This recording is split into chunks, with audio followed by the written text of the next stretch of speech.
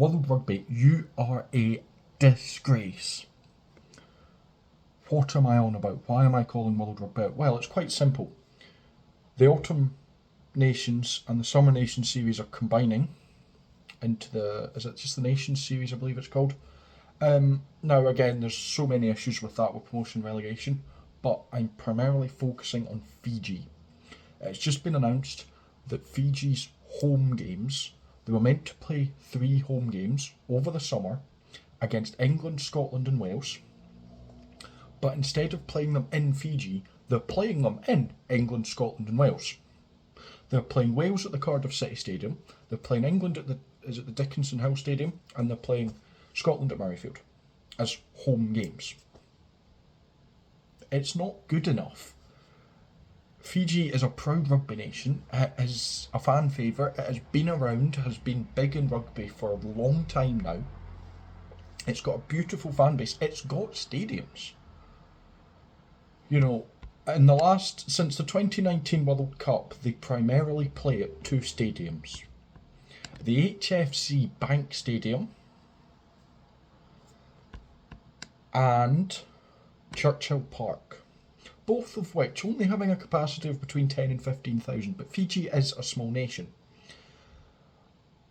Out of the top tier 1 nations, there has only ever been since the 2019 World Cup, only one tier 1 team have travelled to Fiji to play them, and that has been Scotland. They went this summer 2025, and played Fiji in Fiji. And Fiji won that game. And it was a great show for the Fijian fans. Now, as a Scottish person, it hurts that Fiji won, but from a rugby spectacle and a Fiji point of view, it's exactly what they need. Not you to play games in the UK half the world away. It's a disgrace. Now, I know Fiji's a small place. I get that they have fans all over the world, but you're ignoring their country to play it in bigger stadiums in the UK just to get more money. They know if they play Fiji and Scotland will at least sell 50,000 tickets, which is, 3, 4, 5 times the amount that they'd sell if they played it in Fiji. Same in England.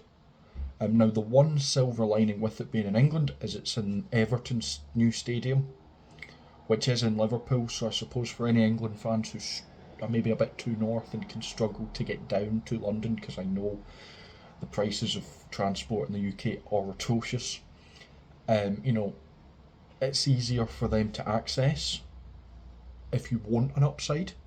But for all these Fiji fans, they have had 5 international games on their home soil since since the build up to the 2019 World Cup. Most of them are against the other Pacific nations in Tonga and Samoa. Whenever a big team goes to play, they'll either play them. They usually play teams like Japan and the US, and that when they play in the Nations Cup, is it Pacific Nations Cup they play? They play them in Japan or America.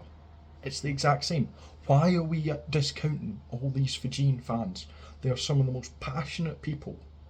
I've had the pleasure to meet and have a chat with a few Fijian people. They are some of the most passionate people you will know. They love their rugby, and they're getting excluded for the pockets of the people at the top yet again.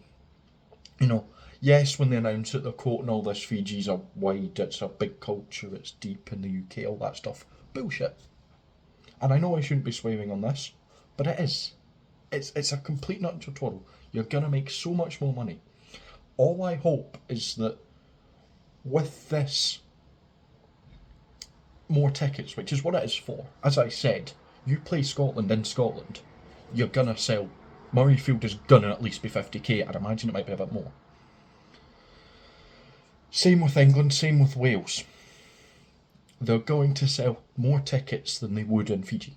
I just hope that more money they're going to bring in, Fiji gets more. And maybe it'll help them expand their stadium or get the better facilities or whatever they need to attract these big nations. But I think it's a complete joke.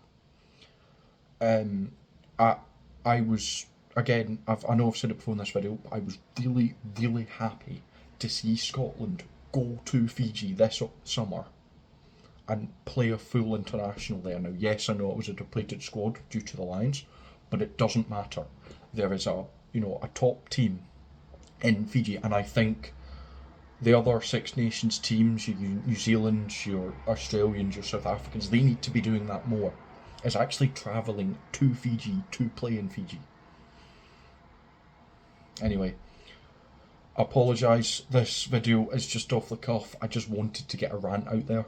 I will be back hopefully tomorrow with a breakdown on kind of the halfway point of the Six Nations. You know, we are halfway through, we're in the mid-thing break. I know we've played 3, got 2 to play, but it is kind of the halfway point.